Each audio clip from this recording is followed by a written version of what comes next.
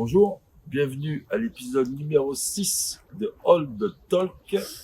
Avant de commencer, vous présenter notre futur invité, s'il vous plaît, n'hésitez pas à venir nous encourager en subscribant sur notre chaîne, mettre un petit plus ou un petit pouce vers le haut, un petit pouce vers le bas ou un commentaire. Aujourd'hui, ça va vraiment valoir la peine parce qu'on a un super invité, mon premier invité québécois, Daniel Berthelette, un des grands patrons du water polo Canada. Merci. Bonjour Daniel, comment vas-tu? Ça va très bien, Greg, toi-même? Très très bien. Je suis vraiment content de t'avoir aujourd'hui, Daniel. Mon émission, je t'expliquais un petit peu ce que j'essayais de faire. Je veux vraiment essayer de raconter un petit peu le parcours de tout le monde, essayer d'inspirer quelques personnes qui vont nous écouter, puis aussi parler un petit peu de ton quotidien, qu'est-ce qui se passe un petit peu chez toi. D'abord, on va commencer par l'actualité. Covid-19, comment ça se passe pour toi personnellement depuis 2 mois là? Depuis 2 mois, je dis on était sage, on est resté un peu à la maison, mais moi j'ai un peu tendance à être délinquant, fait que j'ai vu des amis un peu, on a soupé ensemble, pris du bon vin, puis ça a bien été Donc finalement. tu gères bien Oui, je le gère ton très bien. Covid-19. Oui. On va aller directement dans le droit du sujet, Dan. Bon, j'ai fait mes recherches comme d'habitude un petit peu, puis pour toi, j'ai pas eu trop besoin d'aller chercher loin. Tu as réussi quand même un parcours incroyable, personnel en tant qu'entraîneur. Tu t'es accompli, tu as voyagé. Mais ça part d'où tout ça? Comment est-ce que tu commences cette aventure? Je pense que tu viens d'un quartier assez difficile. Est-ce que tu peux nous parler un petit peu de ces débuts-là? Ça a commencé, premièrement, on était sur la rue Christophe Colomb à la piscine Lévesque, où j'ai commencé à nager pendant 2 ans. Après 2 années de natation, j'étais tanné, fait que j'ai vu qu'il y avait un sport d'équipe qu'on pouvait pratiquer, qui était le water polo. Puis à partir de là, j'avais 14 ans.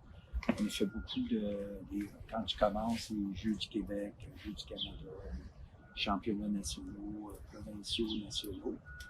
Puis tranquillement, pas vite, j'ai un de mes entraîneurs qui a vu comment j'étais. On appelait un peu un rat de piscine. J'étais tout le temps à la piscine en train de tirer des ballons, mettre un but, puis il m'a demandé, il dit, serait pas intéressé un jour peut-être enseigner. Il dit, je te verrais enseigner, t'aimes ça, puis tout. Puis à partir de là, mon aventure a commencé en 72, 73. J'ai commencé à la piscine Lévesque, au niveau régional. Puis tranquillement, pas vite, j'ai monté vers le niveau provincial, national, en m'en allant au Centre Claude Robillard dans les années 78. Et aujourd'hui, tu as quel âge, Dan? Aujourd'hui, j'ai 65 ans ferme. 65 ans. Wow. Et combien d'années de carrière dans ce domaine? 46 ans. 46 ans. Est-ce que tu es encore en activité aujourd'hui? Je suis encore en activité, mais moins qu'avant. J'essaie plus de développer les jeunes entraîneurs, parce qu'on ne vit pas éternellement, comme les dinosaures, pas vécu éternellement, les autres non plus. Mais ça me fait plaisir d'être capable d'apprendre mon métier à des gens qui sont plus passionnés que moi. D'être capable d'avoir une continuité dans ce que j'ai entrepris. Alors, tes débuts, ça se passe comme ça. C'est quoi un petit peu ton background scolaire, universitaire, qui te permet d'arriver à ce niveau-là? Parce qu'on entend qu'il faut toujours faire des grosses études, s'y connaître un petit peu. Moi, au niveau scolaire, j'ai jamais aimé l'école. Premièrement, je trouvais que c'était rendu au secondaire, c'était une perte de temps à cause des différents cours qui sont pas agréables à suivre. Fait que j'ai fait mon secondaire 5. Et après ça, j'ai suivi tous mes cours de PNCE, aller jusqu'au niveau 4 que j'ai complété, puis quelques cours dans le niveau 5. Wow! Donc, tu t'étais présenté là avec ton diplôme à niveau d'études collégiales, et puis tu es allé directement au PNCE, et tu t'es retrouvé entraîneur-chef d'équipe nationale du Canada et aux Jeux Olympiques. Si je ne me trompe pas, tu as gagné avec tes équipes féminines, tu as gagné 2 médailles au championnat du monde. Oui. La dernière, c'était à Montréal. Je pense qu'ils n'en ont pas gagné d'autres depuis. Non, à Montréal, on a gagné à Perth. On a gagné à Perth. Puis à Montréal, moi, je n'étais pas l'entraîneur, c'était Patrick Houghton, qui était un de mes élèves que j'ai enseigné quand j'étais aussi à Davos des Hommes. Ok. En fait, non, je me trompe, c'était à Fukuoka, l'autre médaille. Oui, Fukuoka. C'est ça. 2 médailles. Alors, comment est-ce que tu te diriges vers le water polo féminin? Est-ce que tu considères que tu es plus un entraîneur de filles ou un entraîneur de gars? Ou ça, c'était plus une coïncidence? Un peu une coïncidence. En 1978, quand on est allé au Centre Claude Robillard, on avait le choix, moi puis Robert Couillard, qui est encore entraîneur avec moi pour le club.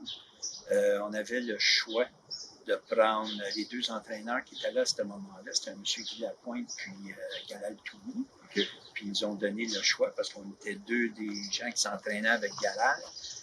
Puis à ce moment-là, ce qui est arrivé, les garçons gagnaient déjà. Puis moi, j'ai toujours aimé les défis. Les filles, il n'y allait nulle part à ce moment-là. Puis je me donnais un défi de prendre les filles et de les amener à gagner des championnats nationaux. Alors moi, quand je te découvre, en fait, on ne se parle pas à ce moment-là. Je rencontre la mère de mes enfants aux Jeux Olympiques à Sydney. Et j'apprends après l'histoire un petit peu de tout ce qui s'est passé et comment c'est organisé. J'ai entendu beaucoup de critiques sur toi au début, notamment sur le fait qu'à Sydney, tu aies fait jouer pas beaucoup de filles, où c'était vraiment un petit groupe. Moi, j'ai jamais rentré chez un dans ces débats. Je viens du soccer où des fois, il y a des débats qui sont compliqués, qui font leur choix. Et je pense qu'ils sont mieux placés que n'importe qui pour faire leur choix parce qu'ils voient tous les jours, au quotidien, leur équipe, ils connaissent les forces et les faiblesses. Si tu as décidé de faire jouer une fille avec un bras, c'est que tu penses qu'elle allait apporter plus que d'autres dans notre position, je pense. Et toi, tu as vécu comment ces critiques-là? Comment c'est passé pour toi? Est-ce que c'est quelque chose que tu as bien pris ou avec le temps, tu as réussi, je pense, à gagner tes galons et à t'imposer par rapport à ça? Des critiques, quand tu es entraîneur, il faut que tu t'attendes à être critiqué. Ça, c'est la première chose de ton métier parce que tu es toujours sur la sellette, dépendant qu'est-ce que tu as accompli. Puis si tu réussis, ben, les athlètes sont excellents. Puis si tu échoues, ben, l'entraîneur, il a moffé ou il a manqué sa job. Fait que c'est toutes ces choses-là un petit peu. Pour ce qui est des joueurs dans ce temps-là, on allait avec les joueurs qui avaient le plus d'expérience, puis le temps de repos qu'on était capable de donner entre les périodes, les minutes, les temps d'arrêt, ces choses-là, on essayait de varier un petit peu, mais à ce moment-là, on n'avait pas beaucoup de joueurs d'expérience. C'est le nombre de parties de jouer pour ce qui est de ceux qui étaient plus sur le banc, comme on dit, on pouvait essayer d'utiliser à l'occasion. Fait que, comme au soccer un peu, tu joues pas mal avec les mêmes joueurs, puis à l'occasion, tu vas donner un break d'une minute et demie, 2 minutes, ces choses-là, pour donner un repos à ceux qui sont capables de performer, puis sont capables de prendre la pression aussi. Aux Olympiques, les gens, ce qu'ils ne réalisent pas, j'ai fait beaucoup de championnats dans ma vie, championnats du monde, Paname, puis les championnats nationaux. Mais quand tu arrives aux Olympiques, les gens croient toujours, ah oui, ça doit être difficile. Les gens n'ont pas d'idée de ce que les athlètes ont à subir pendant les 4 ans, peu importe, 4 ans, 8 ans ou 12 ans qui sont avec les différents entraîneurs, puis d'accomplir de quoi de grand. Puis à tous les jours, il faut que tu sois capable de pousser ta machine. Puis ça, c'est quelque chose qui n'est pas facile. Demander à un être humain à tous les jours de performer au meilleur que tu es capable, puis ça, des fois, ça va faire mal. Puis il faut que tu ailles au-delà de ça. Est-ce que toi, dans ta carrière par rapport à ça, j'ai une question que j'avais préparée par rapport à ça, mais je vais y aller tout de suite. 46 ans d'expérience, donc tu as rencontré plusieurs générations. Oui.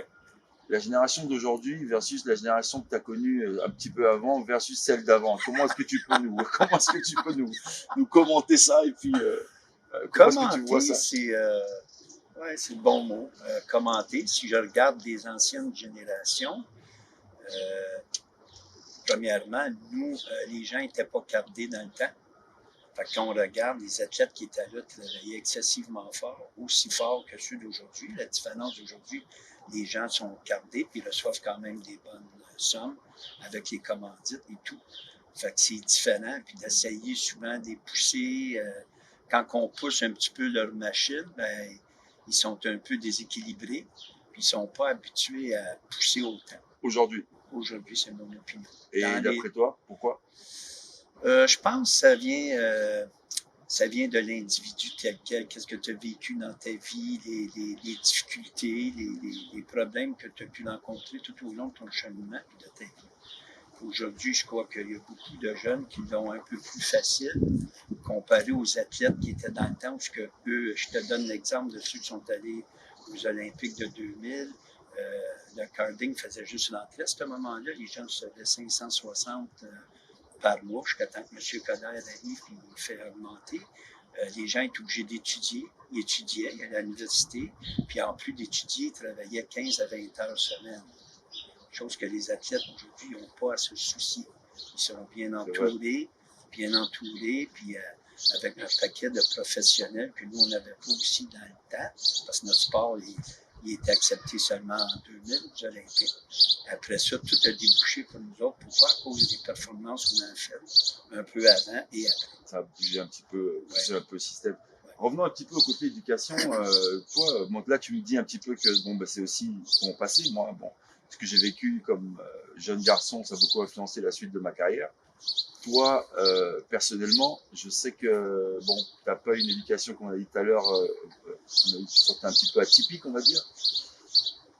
Ton éducation, on va dire qu'elle vient de la rue. Est-ce que tu veux en parler un petit peu? Est-ce que c'est une partie de ta vie que tu es prêt à partager avec nous? Oui, je suis prêt à partager. Disons, j'ai resté dans le quartier ici. On est resté du parc La Fontaine. Puis dans le temps, ben, moi, j'avais mes amis, ce que je dis, mes amis délinquants. J'avais mes amis qui étaient dans le sport. Puis j'ai fait beaucoup de choses avec les deux. Puis à un moment donné, j'ai eu un choix à faire parce que quand tu es avec tes amis délinquants, on sortait les fins de semaine, on aimait prendre un verre, on se tiraillait avec tout le monde, un peu ce que tous les délinquants font. Puis tranquillement, pas vite, j'ai eu un monsieur Galal Tournier qui m'expliquait certaines choses de la vie. Puis j'avais un choix à faire, c'était moi qui le faisais. Finalement, ben, j'ai fait le bon choix à l'âge de 18 ans. On parle bien de M. Touli, de Papa Thomas, Oui. assez costaud, grand Oui. monsieur égyptien, Oui. belle valeur. Oui. Ok, très très intéressant. Donc revenons un petit peu à on revient dans le présent un petit peu. Donc aujourd'hui, tu me disais que la génération a changé, la génération change un petit peu. Ça va être quoi le plus gros challenge? Je veux dire, pour nous entraîneurs, enfin, moi je sais que pour moi personnellement, le plus gros challenge c'est d'être super créatif tous les jours pour être capable de les stimuler au max.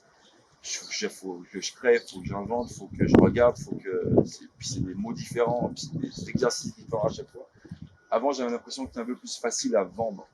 Toi, à ton niveau, qu'est-ce que tu utilises? Est-ce que tu utilises encore les mêmes méthodes d'entraînement? Est-ce que tu as changé drastiquement? Est-ce que tu t'inspires un petit peu de ce que certains jeunes peuvent offrir? Ben, ce qu'on fait aujourd'hui, ce qui est difficile comparé aux gens d'avant, avant, on n'avait jamais à prendre le téléphone pour appeler nos athlètes, nos entraînements. Aujourd'hui, on peut essayer de les stimuler de différentes façons, en faisant des voyages, en allant un peu à l'extérieur rencontrer des équipes. On a la technologie de vidéo qu'on n'avait pas dans le temps, que tout le monde sait aujourd'hui, les vidéos, tout s'est amélioré, qu'on peut regarder. Il y a des matchs de water polo qu'on peut aller voir en Europe pendant qu'on monte aux jeunes, pour essayer de les stimuler aussi. Puis aussi essayer de leur montrer qu'ils sont venus sur Terre et qu'ils ont des choses à accomplir.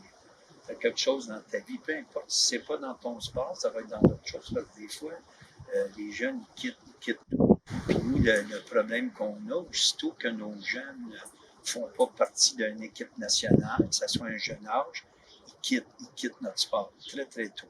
Moi, je regarde les anciennes générations que j'avais. J'ai commencé avec des athlètes qui avaient 11 ans, puis ils sont restés avec moi jusqu'à l'âge de 37, 38 ans. Aujourd'hui, c'est impossible. Je regarde les autres générations qui sont arrivées, ils partent aussitôt qu'ils ont, au lieu de. Parce qu'ils sont habitués d'avoir des choses faciles habituellement, mais aussitôt qu'ils rencontrent des épreuves, à ce moment-là, c'est un peu plus difficile, puis ils se laissent abattre un peu trop facilement.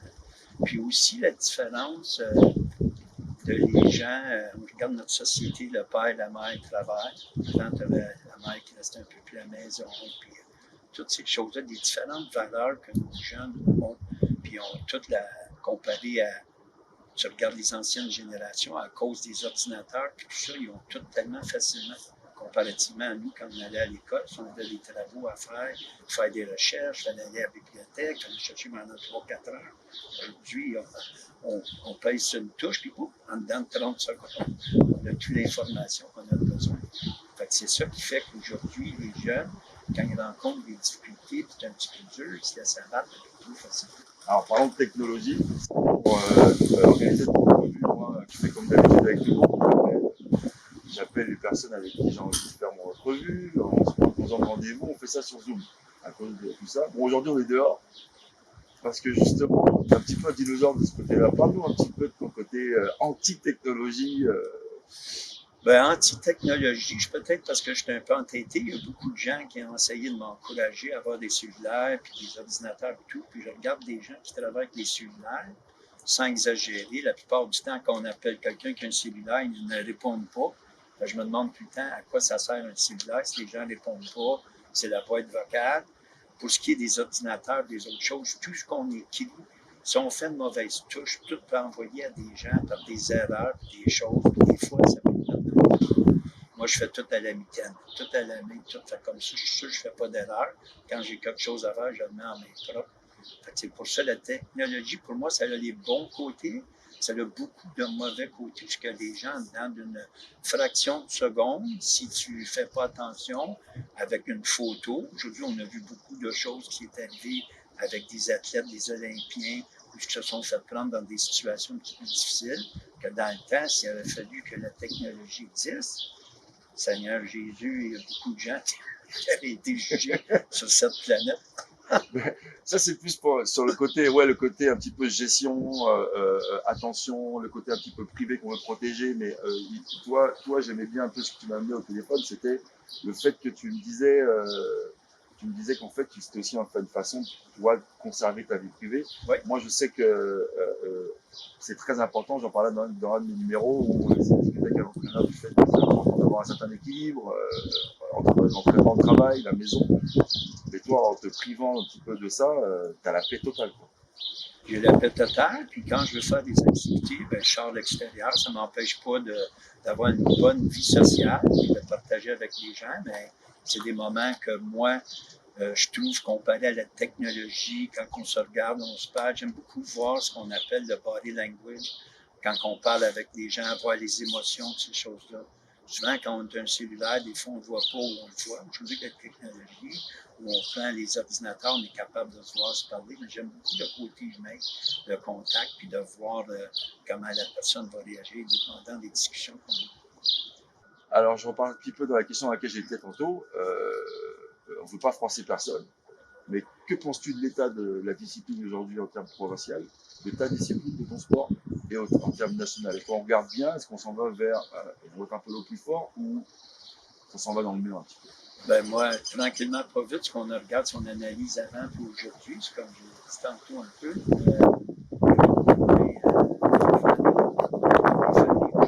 Notre sport, c'est un sport qui est difficile. Petite anecdote, puisque j'ai compté, la madame est descendue en courant des estrades parce qu'elle croyait qu'on était en train de noyer sa petite fille pendant qu'elle était en train de pratiquer.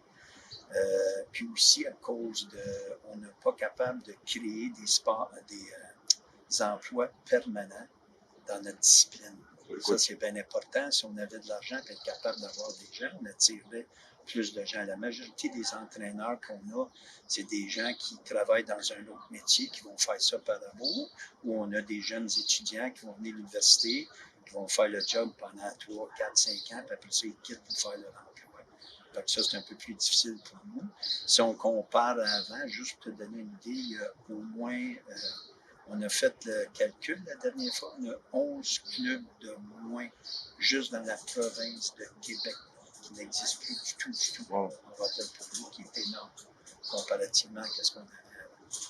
Et est-ce que la fédération travaille dans ce sens-là, ou est-ce qu'ils font les bonnes choses, ou... Moi, je pense que la fédération, il y a des gens, on n'a pas assez de gens d'expérience qui travaillent. Il y a certaines bonnes choses que notre fédération du Québec a faites avec les gens qui sont des retraités de water polo. Ils ont développé une ligue, mais pour ce qui est des jeunes, je crois qu'on devrait aller plus en région avec notre équipe du Québec. C'est ce qu'on faisait dans le temps. Puis aller donner des démonstrations de water polo, puis essayer d'intéresser les gens et voir c'est quoi le water polo. Ça nous manque au niveau de la province. Au niveau national, c'est le même principe de développer assez de bons entraîneurs dans les clubs pour être capable de développer des bons athlètes lorsqu'on arrive sur l'équipe nationale. Je peux te donner un exemple un peu. Dans le temps, on a aujourd'hui un peu que les Américains pour leur sélection de l'équipe junior, qui est 20 ans et moins. Quand pour leur camp d'entraînement, il y avait 800 athlètes qui participaient. Nous, chez nous, on a réussi à avoir 40 athlètes pour faire un camp d'entraînement. C'est extraordinaire. Puis à partir des 40, on peut tomber très rapidement à 25, puis à partir de 25, on tombe assez rapidement à 20, que nous, on se doit de développer parce qu'on n'a pas la capacité de nombre d'athlètes que les Américains, ou en Australie, qui est une très bonne école de water polo, que eux, tout est mis dans le sport aussi. Alors, est-ce que tu penses que si on était capable d'injecter un peu plus d'argent, que ce soit gouvernemental, que ce soit du niveau de la fédération canadienne de water polo, est-ce que ça pourrait aider à débloquer un petit peu le mouvement, ou ça va vraiment être plus lent, plus long, plus laborieux avant d'arriver à revenir à un prestige qu'on a connu peut-être à une époque? Ça va être plus difficile. Ça va être plus difficile à cause de ce qu'on vient de mentionner. Puis, tant et aussi longtemps que notre gouvernement ne pourra pas injecter, c'est pas juste injecter au niveau national ou provincial, c'est dans chaque club, faire un peu comme les Américains. Les Américains, avec le NCAA, eux, ce qu'ils font, c'est qu'ils invitent les meilleurs athlètes de chaque pays en leur donnant un peu des bourses, en donnant de la monnaie. Ils échangent la monnaie pour leurs études, ils payent complètement leurs études. Puis je pense ce qui est important, c'est que nos athlètes aujourd'hui, en étant chez nous, ils n'ont pas le lien d'appartenance qu'on avait avant, qu'on restait avec ton club, c'est important ton pays, fait qu'on s'en va ailleurs. Pourquoi les Américains, depuis 2012, n'ont jamais perdu? C'est une des raisons, parce que les meilleurs athlètes de partout vont chez eux dans leur programme et aident leurs athlètes à mieux se développer. Alors, lorsque tu joues contre les meilleurs au monde, tu ne peux pas faire autrement que de te développer. Puis lorsque tu arrives au niveau international, mais ta confiance, ton background que tu as pris à jouer contre ces athlètes-là, compte beaucoup dans la balance. Moi, tu sais, je vois ça, c'est vrai qu'il y a plein de chiffres qui ne sont pas favorables pour nous, Canadiens ici, par rapport aux Américains. Mais j'ai déjà vu tes équipes battre les Américains. J'ai déjà vu des équipes, après la tienne, battre des Américains, des Américaines, ce que je trouve complètement incroyable parce que eux, ils ont le nombre, ils ont soi-disant le staff, ils ont les moyens, et malgré ça, on arrive quand même à réussir à aller les titiller ou à les battre. On fait quand même partie des meilleures nations au monde. Est-ce que c'est ça qui nous continue à nous donner de l'espoir, et puis c'est ça qui va continuer à nous faire avancer la discipline? Je pense que ça contribue pas mal, je pense. Moi, je crois que tant et aussi longtemps dans le temps, lorsque j'étais entraîneur, j'ai quitté, tout le monde n'était pas tout à fait d'accord pour la centralisation. Tout le monde disait il faut laisser les athlètes aller, centraliser 2 ans avant, même 1 an. Puis moi, j'ai jamais été d'accord avec ça. C'est pour ça que j'ai été critiqué un peu, parce que je gardais les athlètes, tout ça. Malgré ça, j'ai gardé lorsqu'il y avait besoin de congé ou quoi que ce soit, on discutait ensemble. S'il voulait partir pour 3 jours, 4 jours, 1 semaine, il n'y avait pas de problème pour ça. Puis pourquoi que je dis ça? C'est parce que nous, on a tellement peu d'athlètes qu'on n'a pas le choix de les garder ici et de travailler la chimie. Juste la chimie d'athlète, que ce soit les tactiques, le synchronisme, tout ce qu'il faut, ça prend beaucoup d'années pour se développer, beaucoup de répétitions à répéter les mêmes choses, les mêmes tactiques, faire des vidéos en salle, apprendre à analyser les autres équipes, comprendre les tactiques que les autres équipes font. Alors aujourd'hui, on a une liberté. Ce qu'on fait, on les envoie partout, on les laisse partir, on n'a pas bien le choix, ils vont dans l'NCAA, à part de nos athlètes qui vont jouer professionnels. Fait que quand tu as tout ça, c'est vrai qu'il y a le problème. Dans les années, quand il y a eu des difficultés, il y avait certains athlètes qui avaient laissé entendre que je menaçais les athlètes de ne pas donner leur carding pour pouvoir, parce qu'ils allaient jouer professionnel. Puis les gens, ils avaient mal interprété, certains journalistes que je n'ai pas nommés, avaient mal interprété les choses parce que moi, le carding, c'était très important. Que tu comprennes ce que ton pays fait pour toi, toutes les choses que les autres athlètes avaient faites avant, puis ont laissé comme un legacy, on dit un peu. C'est important de rester ici travailler. Jamais je donnerai un sou à quelqu'un qui va aller jouer professionnel. Tu veux aller jouer professionnel, j'avais aucun problème. Tu veux aller, tu veux faire 20 000, 30 000, 40 000 euros, vas-y, la porte est ouverte. Tu peux pas moi, je te donnais pas un carding. Souvent, je donnais l'explication. Essaye d'imaginer que si toi, tu travailles pour Harvey, AEW, puis que AEW te paye 40, il te donne un salaire de 10 $, tu payes pendant 40 heures, tu dis, sais-tu quoi, je vais aller chez McDonald's, puis les autres ici vont me payer 40 heures, mais je vais faire mes 40 heures là-bas, puis tu me payeras. Ça n'existe pas. C'est impossible. Puis c'est là qu'on était avec nos athlètes dans le temps que ça a fait beaucoup de chamoyage, toutes les choses. La vérité n'a jamais été bien dit. Il y a un paquet de choses que les gens ont dit. Puis ça, c'est correct. Moi, j'étais capable de vivre avec. J'avais aucun problème avec ça. J'ai passé devant des différents comités. Puis j'ai eu l'absolution des différents comités que j'ai eus. Jamais personne ne m'a dit. Par contre, les gens écoutaient que ça faisait longtemps aussi, j'étais avec l'équipe nationale. Fait qu'ils ont dit c'était le temps, des services tout. Alors, je suis parti. Pendant 2 ans, ils n'ont pas fait grand-chose. On m'a rappelé que l'équipe junior, on a gagné notre première médaille au championnat du monde à Calgary. Je travaillais avec M. Patrick Houghton, qui était un de mes élèves, qui a demandé je travaille avec lui parce qu'à ce moment-là, lui avait la charge des 2 équipes, l'équipe senior, l'équipe junior. Fait qu'il ne pouvait pas partager les choses. Fait que j'ai travaillé pendant un 3 mois avec d'autres assistants qui travaillaient à ce moment-là.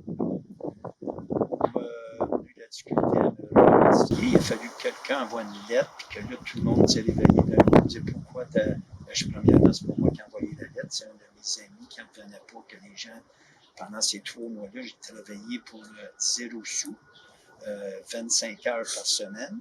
Ça, c'est à part des voyages, des choses qu'on avait faites. J'ai mis tout le monde à leur place. On m'a invité à venir m'exprimer. Fait que j'ai mis tout le monde à leur place. Les gens n'aimaient pas ça. C'est correct. Je suis quelqu'un, je garde rien à l'intérieur. Je viens d'une famille où j'ai été élevé un peu par ma grand-mère qui était irlandaise. Puis elle disait tout le temps, tout ce que tu as en dedans, sors-le. Garde-le pas en dedans parce que ça va te donner rien. Tu vas mourir jeune. Tu sais, fait que sors-le. Que ça sorte bien ou mal, ça, c'est pas grave, mais sors-le. Puis après ça, tu vas de l'avant, c'est fini. Ben, tu mets ça en arrière, puis tu vas de l'avant. On dit, enfin moi je le dis en tout cas, je ne parlerai pas pour d'autres, tu es quand même un des personnages du sport québécois et du sport canadien, parce que justement, tu as ton franc-parler, qui va toujours être capable de dire en toute transparence ce que tu as à dire. Moi, je pense qu'un des malentendus qu'il y a par rapport à toi, ou qui a pu y avoir, parce que j'ai appris à te connaître avec le temps, tu es une très bonne personne. Tu as beaucoup à te donner, tu es assez généreux en général là-dessus. Moi, tu connais le sport, donc je suis toujours sur le bord du bassin, tu as toujours un petit mot, tu viens regarder tout ce qui se passe.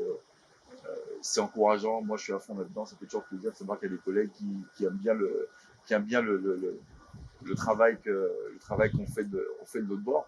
Mais surtout, je pense que pour toi, tu as été comme. On a mélangé deux choses. On a mélangé un petit peu deux choses, je pense. Parce que c'est vrai qu'il y a eu.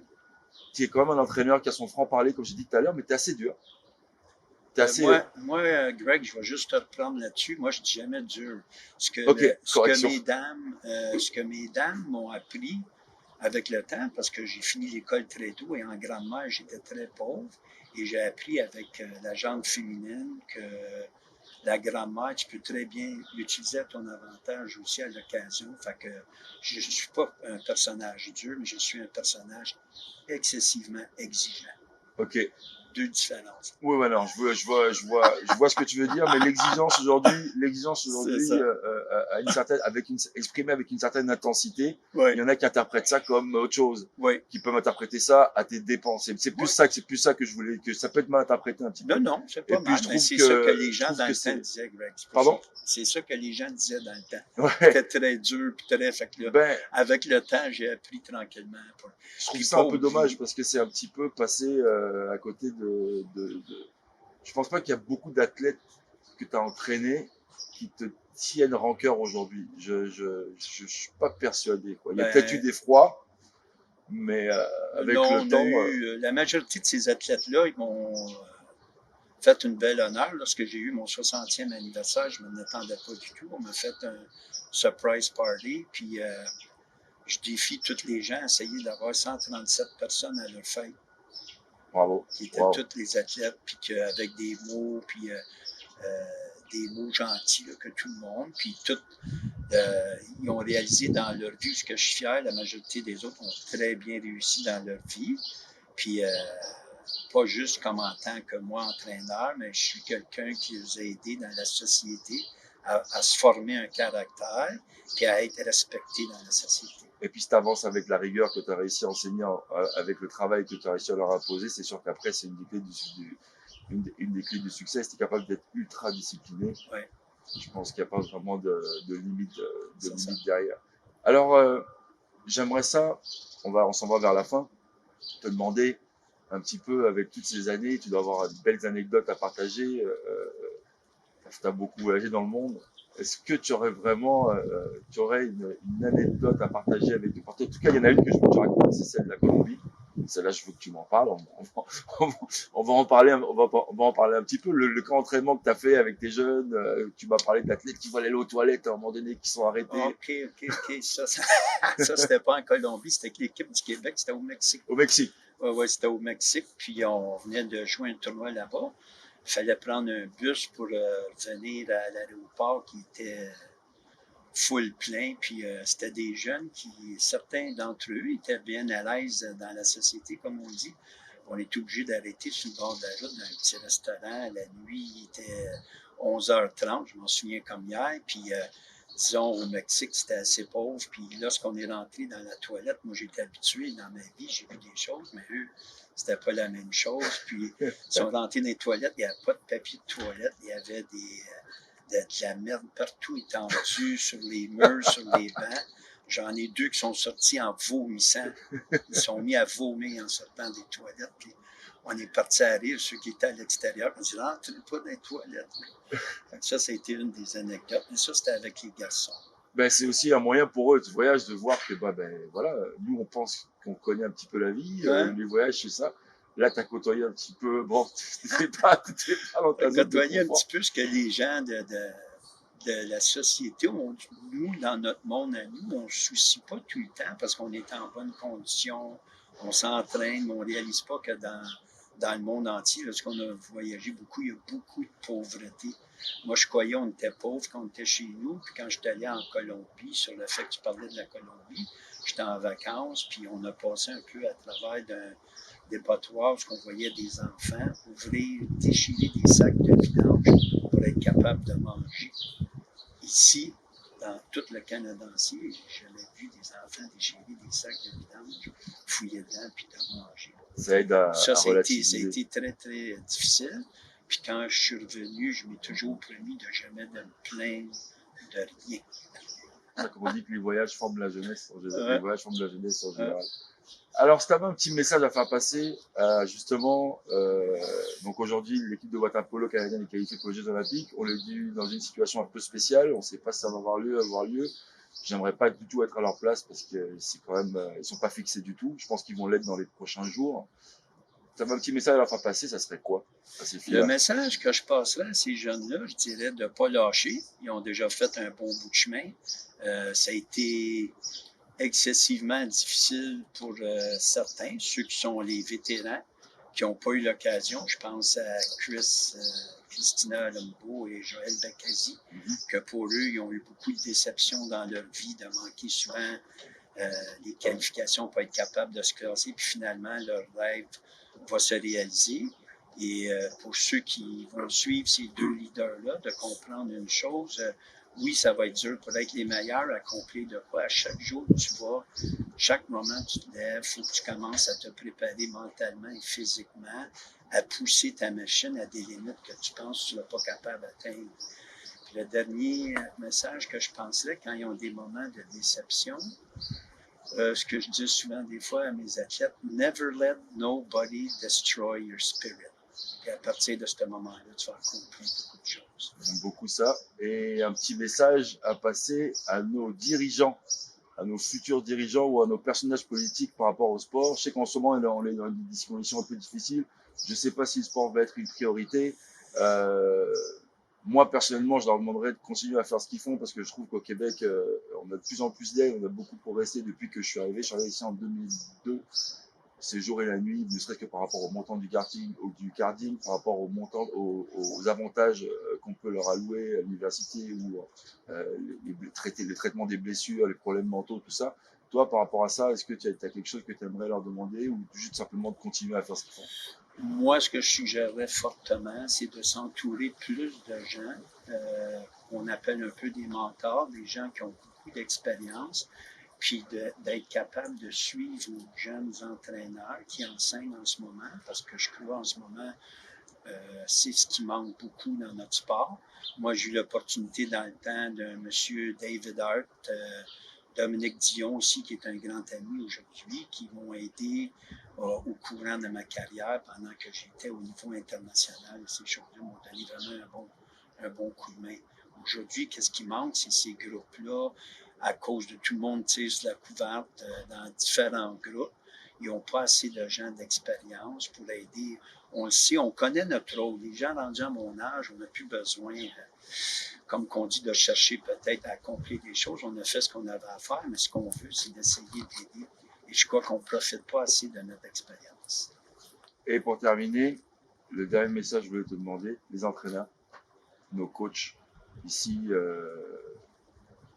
est-ce que tu trouves que la nouvelle génération d'entraîneurs qui arrive va être à la hauteur de ce qu'on a eu avant? Est-ce que tu penses que c'est plus difficile pour eux pour les raisons qu'on a données? Qu'est-ce que tu leur donnerais comme message d'espoir à ces jeunes? Ben moi, je leur dirais, premièrement, pour pouvoir accomplir des choses, il faut que tu apprennes à être passionné. Quand tu es passionné de ce que tu fais dans ta vie, tu vas réussir. Tu vas trouver les moyens, tu vas aller voir toi-même, tu vas faire des recherches, tu vas aller voir qu'est-ce que les meilleurs au monde font. Puis à partir de ce moment-là, ça va t'aider. Moi, je m'ai toujours basé sur ces choses-là. J'ai appris mon métier. J'étais déjà moi-même, sans être prétentieux, un bon athlète.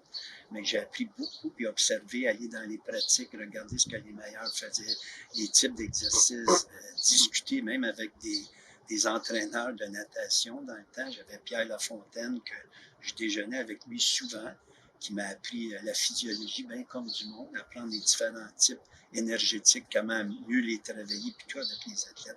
Parce que moi, j'avais pas ce background-là. J'avais pas été à l'école, à l'université. Je commençais à peine à suivre des cours dans ces années-là. Fait que pour bien comprendre ces choses-là, parce que c'est ça qui aide beaucoup les entraîneurs. Un coup, tu as compris. Le reste, la psychologie, toutes ces choses-là, oui, il faut qu'on ait une base, mais on laisse ça aux gens qui sont des professionnels, qu'eux vont dealer avec nos athlètes. Ce qui est de conditionnement physique, la même chose. On a toute une bonne base. Mais ceux qui sont les spécialistes, c'est leur métier. Fait que ça, c'est qu'est-ce que je suggère beaucoup à tous ceux qui veulent aller explorer, aller rencontrer, aller explorer. maximum, Ouais, c'est bon. comme on a fait. Ben, merci beaucoup pour cette entrevue, c'était super. Je pense qu'il y a beaucoup de gens qui vont être contents de t'en voir et puis parce que tu caches un petit peu, c'est un peu difficile à attraper. Non, très facile. Sans Claude Robillard. That's it. En tout cas, merci beaucoup. Pour ceux qui ont regardé cette émission, je vous invite encore une fois à cliquer sur le petit bouton subscribe. Je vous invite aussi à mettre un petit thumb up ou un thumb down, à continuer à encourager la chaîne. Et aussi, dans les commentaires, si vous avez des suggestions d'invités qu'on aimerait voir, qu'on aimerait aller chercher, n'hésitez pas, on va essayer de faire ça avec vous. All the Talk, 6e épisode terminé, it's a wrap. Merci beaucoup, monsieur Berthelette, et à une prochaine. Merci à toi, Craig. Super.